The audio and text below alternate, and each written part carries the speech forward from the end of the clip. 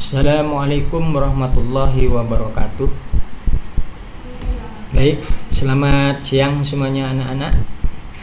Kali ini Bapak akan melanjutkan pembelajaran IPS kita, yaitu melanjutkan bab 2. Kan bab 1 sudah selesai kita bahas, yaitu mengenai perubahan sosial budaya dan globalisasi.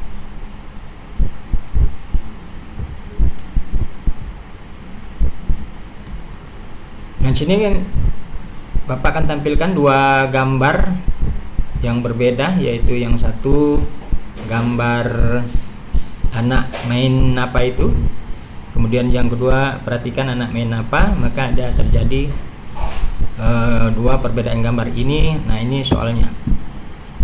Bandingkan kebiasaan anak pada gambar di atas, berikan pendapatmu mengenai perubahan sosial budaya pada gambar tersebut. Ya, nanti silakan nanti dijawab, akan Bapak perjelas nanti di WA group ya. Baik, tujuan pembelajaran sudah Bapak sampaikan pada materi sebelumnya. Apa yang kita pelajari yaitu mengenai perubahan sosial budaya. Ini ada sebuah pendapat menurut Eli M. Setiadi ya, bahwa perubahan sosial budaya ini mencakup perubahan pada unsur-unsur kebudayaan baik dan bersifat material maupun non-material. Nah, ini globalisasi ada menurut Susilo Sumarjan, yaitu bahwa globalisasi adalah terbentuknya sistem organisasi dan komunikasi antar masyarakat di seluruh dunia untuk mengikuti sistem dan kaedah yang sama secara cepat mengglobalisasi ya.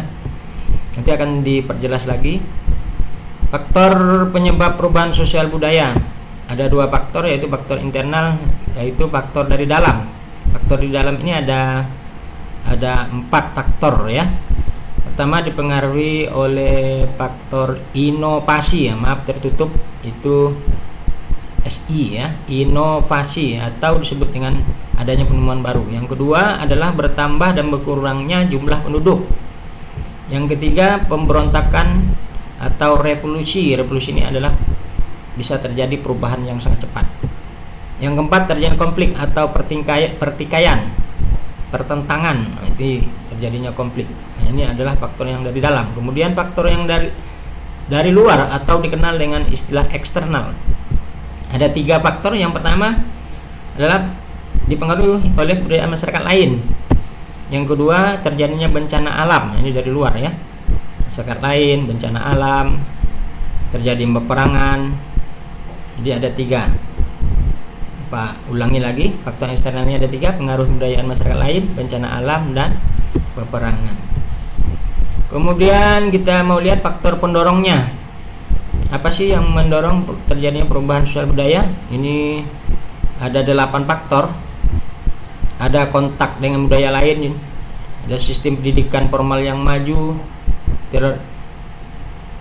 toleransi terhadap perilaku baru, sistem globalisasi sosial terbuka, sistem lapisan sosial yang terbuka, orientasi pada masa depan, ketidakpuasan masyarakat terhadap bidang lain, sikap menghargai karya seseorang, dan penduduk yang heterogen. Heterogen ini artinya beraneka ragam penduduknya. Kemudian kita lihat faktor penghambat. Faktor penghambatnya ada 8 juga, yaitu kurangnya komunikasi dengan masyarakat lain, perkembangan ilmu yang lambat, kurangnya komunikasi, kemudian perkembangan ilmunya pun lambat, ilmu pengetahuan di sini, sikap tradisional, kemudian adanya kepentingan yang tertanam kuat atau disebut dengan vested interest, kemudian rasa takut, terjadinya kegoyahan pada integrasi kebudayaan, artinya kebudayaan lama takut hilang, prasangka terhadap hal-hal baru, curiga ya terhadap hal-hal baru, nanti begini nanti begitu, kemudian hambatan yang bersifat ideologis. Ideologis ini suatu paham ya, kemudian adat atau kebiasaan yang telah mengakar kuat. Nah, ini adalah faktor-faktor penghambatnya, bisa kalian simak dan bisa nanti didiskusikan. Nah, ini pertanyaannya. Tadi sudah yang pertama tadi gambar. Nah, sekarang yang pertanyaan kedua, buat masing-masing 5 soal dari faktor pendorong dan penghambat perubahan sosial budaya. Jadi kalian nanti kan sudah membaca faktor pendorongnya, baik pendorongnya maupun faktor penghambatnya. Nah, buat pertanyaannya ditulis nanti di kertas, ya, dikumpulkan melalui WA, kirim ke Bapak ya.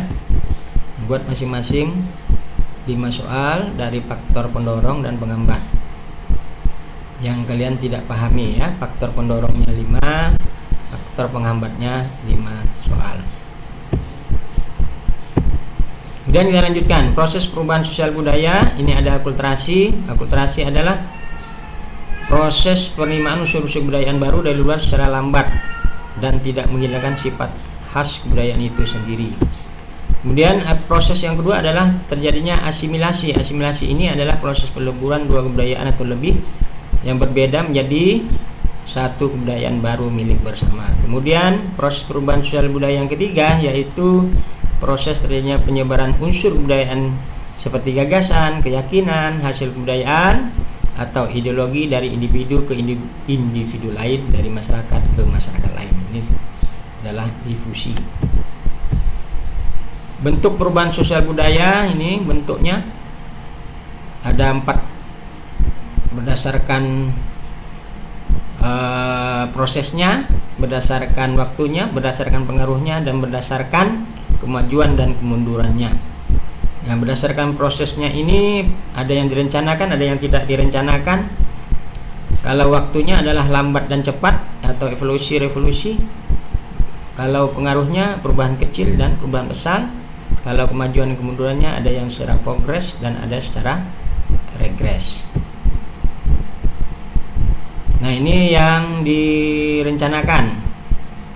Nah, perubahan ini dari pihak-pihak tertentu ini mengadakan perubahan sosial, direncanakan oleh pihak-pihak tertentu. Kemudian yang tidak direncanakan, ini perubahan sosial terjadi di luar kehendak jangkauan masyarakat, ya. Kemudian kita lihat evolusi perubahan sosial, evolusi lambat nih ya atau kecil perubahannya. Perubahan revolusi ini perubahan yang cepat. Contohnya perubahan revolusi adalah revolusi industri di Inggris pada abad ke-18. Kemudian perubahan regres. Apa itu perubahan progres maksud Bapak ya? Perubahan progres ini merupakan perubahan yang membawa kemajuan dalam masyarakat, itu progres. Misalnya penemuan sarana transportasi dan komunikasi. Sedangkan yang regres ini adalah perubahan merupakan kemunduran. Terjadi kemunduran. Misalnya peristiwa bencana alam dan peperangan, ini kan terjadi kemunduran. Nah, perubahan sosial kecil. Ini apa ini? Ini ada gambar mode pakaian, model. Perubahan sosial besar ini adalah perubahan teknologi dengan adanya komputer, HP Android dan internet. Itu adalah baik. Sampai di sini Bapak ucapkan terima kasih. Nanti mengenai tugas-tugasnya nanti kita kirim melalui atau Bapak perjelas melalui WA group. Demikian Bapak akhiri. Terima kasih. Wabillahi taufiq wal hidayah. Assalamualaikum warahmatullahi wabarakatuh. Selamat siang dan salam sejahtera untuk kita semua.